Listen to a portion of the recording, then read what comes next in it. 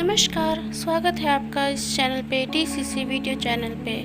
आइए कुछ पितृपक्ष और श्राद्ध अमावस के बारे में जानकारी लेते हैं। चलिए, श्राद्ध की अमावस को क्या करना चाहिए।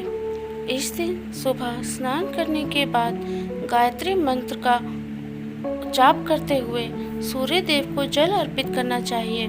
माना जाता है कि इससे पितृ तृप्त होते हैं। पितृ विसर्जन अमावस्या का ज्ञात अज्ञात सभी पितरों का स्मरण किया जाता है और उनके निर्मित तर्पण दान और दीपदान होता है। अमावस के दिन पितरों का तर्पण कैसे करें। अधिक मास अमावस को नित्य क्रम से निवृत्त होकर पवित्र नदी में स्नान करें। यदि नदी स्नान संभव ना हो तो घर पर ही पानी में गंगा जल डालकर स्नान कर लें और साफ वस्त्र पहन लें। पितरों के तर्पण के लिए पीतल का बर्तन, पानी, गंगा जल, काला तिल, कच्चा दूध, जौ, सफेद फूल आदि सामग्री की आवश्यकता पड़ती है। अमावस का श्राद्ध कब है। सर्वप्रीत अमावस तिथि उदय तिथि के अनुसार 14 अक्टूबर को सर्वपितृ अमावस मनाई जाएगी। इस दिन श्राद्ध तर्पण के लिए 3 मुहूर्त बताए गए हैं, जो सुबह 11:44 बजे से दोपहर 3:35 तक रहेंगे। इस अवधि में किसी भी समय पूर्वजों के लिए भोजन, पूजा, तर्पण, दान आदि किया जा सकता है। श्राद्ध करने की इससे आसान विधि आपको कहीं नहीं मिलेगी।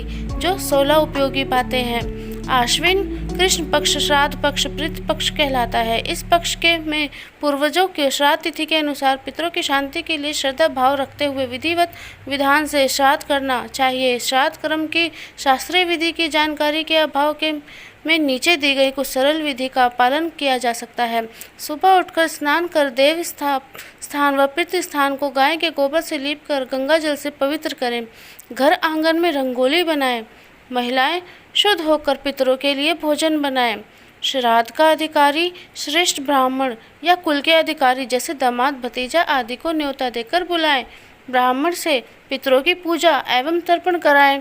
पितरों के निमित्त अग्नि में गाय का दूध, दही, घी एवं खीर अर्पित करें। गाय, कुत्ता, कौवा व अतिथि के लिए भोजन के 4 ग्रास निकालें। ब्राह्मण को आदर पूर्वक भोजन कराएं। मुख शुद्धि, वस्त्र, दक्षिणा आदि से सम्मान करें। ब्राह्मण स्वास्थ्य, वाचिक तथा वैदिक पाठ करें एवं गृहस्थ एवं पितृ के लिए प्रति शुभकामनाएं व्यक्त करें। घर में किए गए श्राद्ध का पुण्य तीर्थ स्थल पर किए गए श्राद्ध से 8 गुना अधिक मिलता है।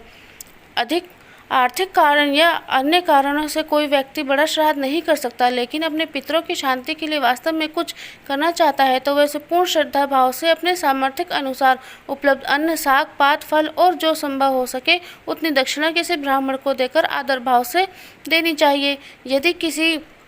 यदि किसी परिस्थिति में यह भी संभव ना हो तो 7-8 मुट्ठी तिल जल सहित किसी योग्य ब्राह्मण को दान कर देने चाहिए। इससे भी श्राद्ध का पुण्य प्राप्त होता है।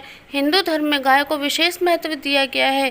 किसी गाय को भरपेट घास खिलाने से भी पितृ प्रसन्न होते हैं। यदि उपरोक्त में से कुछ भी संभव ना हो तो किसी एकांत स्थान पर मध्यम समय में सूर्य की ओर दोनों हाथ उठाकर अपने पूर्वजों और सूर्य देव से प्रार्थना करनी चाहिए।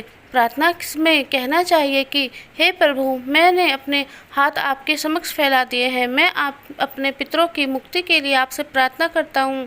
मेरे पितृ मेरी श्रद्धा भक्ति से संतुष्ट हो। ऐसा करने से व्यक्ति को पितृ ऋण से मुक्ति मिलती है। जो भी श्रद्धा पूर्वक श्राद्ध करता है उसकी बुद्धि, पुष्टि, स्मरण शक्ति, धारणा शक्ति, पुत्र पौत्रार्थ एवं ऐश्वर्य की वृद्धि होती है।